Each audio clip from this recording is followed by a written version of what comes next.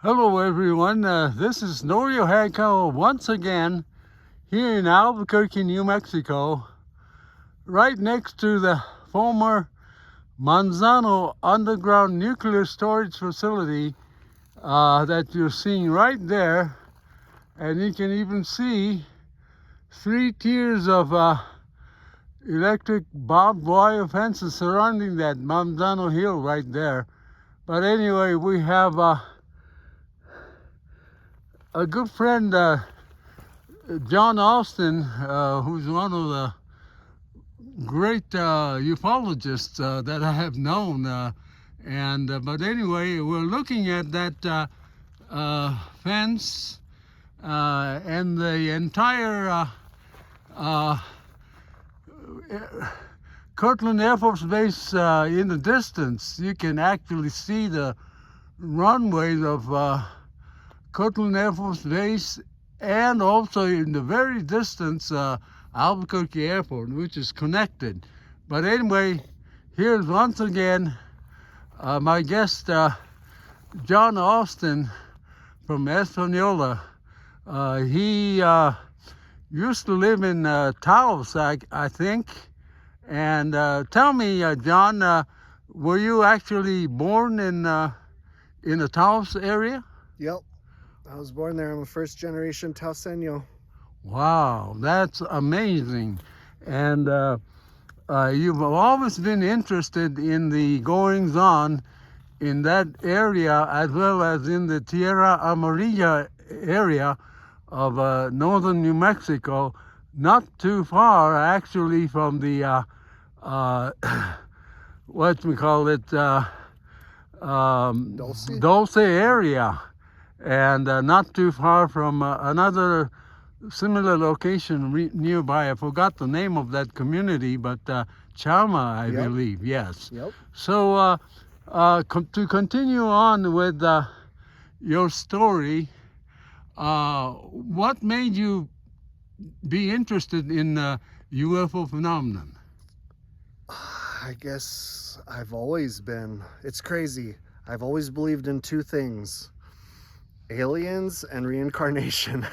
And I don't know why, but it just always made sense. I guess one of the main things that got me interested in it was the old television programs, Unsolved Mysteries, Unsolved Mysteries.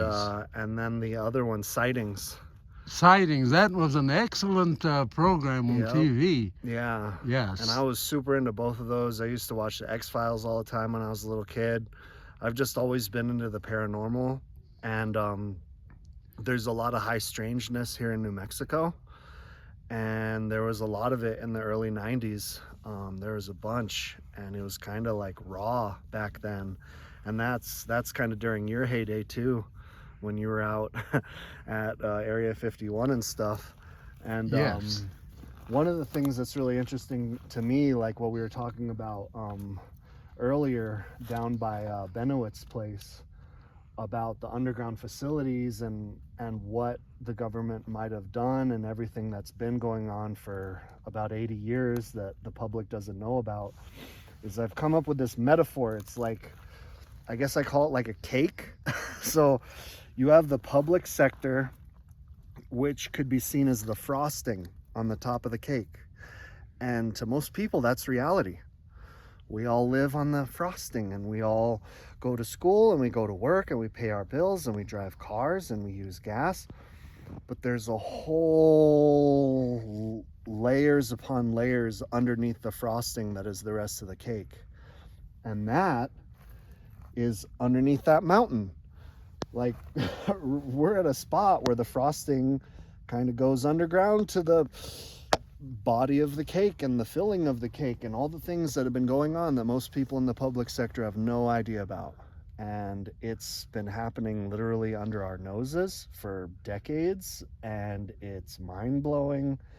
And I'm super into it because I'm into super secret scientific mad science projects and all kinds of stuff like that. But there's a lot of it, and a lot of things have happened and have gone on, and I honestly think it would blow most people's minds. Like, I guess I'll go off the deep end a little bit. I think we have giant black triangles that are anti-gravity, and I think we can cloak them. And so there could be one literally floating above us right now, the size of a super Walmart, and we wouldn't even know it. And we have that technology, and we've had it for a long time. I don't know about the cloaking, how long we've had it, but since you've done stuff at Area 51, we've had things that the public isn't supposed to know about, that people would claim is a religious experience, or would, fall to their knees and start praying if they saw it in the sky. And I see. That's very interesting.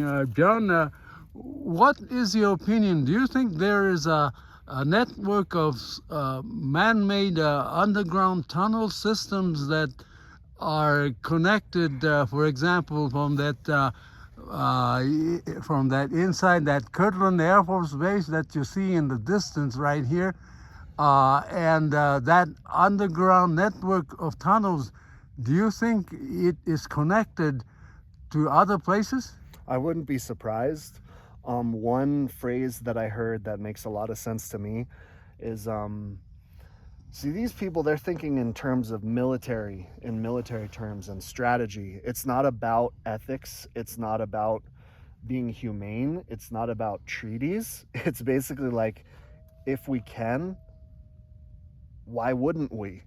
It's like, why not? I feel like that's their approach. Why not? So let's say that we have some crazy technology that can literally like bore through solid rock using sound waves or something, like some kind of crazy sci-fi thing. Why not use it? And so we've had underground boring machines, like I think they're called, I can't remember what they're called, but Subterrane or something? Yeah, I can't remember the names of them, but there's these massive boring machines, underground tunneling machines, and we've had those since the 50s. And the way I look at it is, it's kind of like the space race started at the end of the 50s with Sputnik and the rockets and everything.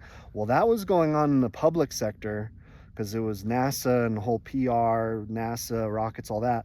While we were doing that above ground, they were using boring machines as advanced and as big as rockets underground. And they've been doing that since like the late 50s or the mid 50s. So if they've been doing that since then, that's close to 80 years. And what's to stop them? What's to stop them from making a massive underground facility underneath this whole area? And how would you even know? I see. Unless you have the clearance. And it would make sense. That's the phrase. Anything that is of strategic or like significant importance, like the continuance of the government and facilities and all that, is underground, because it needs to be able to withstand a nuclear attack and a meteor strike. They don't leave those things above ground tied into the normal power grid, susceptible to power outages and weather and all that. These things are built to withstand nuclear attacks and meteorites. So Amazing. It would make sense to have underground tunnels that connect these facilities. And I wouldn't be surprised if there's a massive network. They've had over 50 years. They've had over more than half a century to do it, while on the icing level in the, public sector or whatever, we haven't really advanced that much. But we had the Manhattan Project in the 40s. We split the atom in the 40s. So, I mean, what do you think we've done since then? I think we've done things that would scare people. It's so advanced. Wow. Right here, we are standing almost right next to the former Manzano underground nuclear storage facility, which was allegedly closed down in 1992.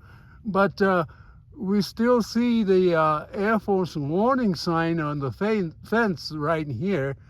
Some sign says that danger of ordinances, but I don't see any ordinances. But anyway, I see some light on that distance. I don't know what is that, reflection of something? No, that's a light. There's electricity out there. There's electricity. I mean, the way I look at it, like what they said with it being officially closed in 92, yeah, I guess that would make sense, and they're moving the nuclear stockpile or whatever, but they still have a massive underground base. Like, why not use it? And if they're not using it, that means that they have something better. Like, that means that this is outdated. And it's a massive underground facility that most people don't know about, but it's huge. Like, it probably goes down at least 500 feet, at least. I mean, what are the limitations? You know, what are the limitations to these building practices, and how big can we make them? You know, Yes. like, how, the only thing I can think of is like underground water, like aquifers, like lakes and holes, and maybe like unstable dirt and stuff that wouldn't be good to build in. But other than that, you could build like cities underground. You could have massive facilities Amazing. underground. And if we withstand, and the big thing that your friend talked about too is, because this was the nuclear stockpile, they planned strategically for nuclear attacks, because our adversaries would want to hit this place. No question about it. And if there's no question about that, they would want to build contingencies to be able to deal with that threat and do it deep, like deep underground. And so I wouldn't be surprised if there could be more facilities underground at Kirkland than above ground, and there could be way more. Amazing, amazing. And we like to thank my special guest, John Austin, who came all the way from Espanola, New Mexico, to look at this former alleged Manzano underground base, which was allegedly closed down. And now you're looking at the entire, in the distance, the Kirtland Air Force Base, and also the whole complex of Sandia Laboratories right there. And what a beautiful scenery this is.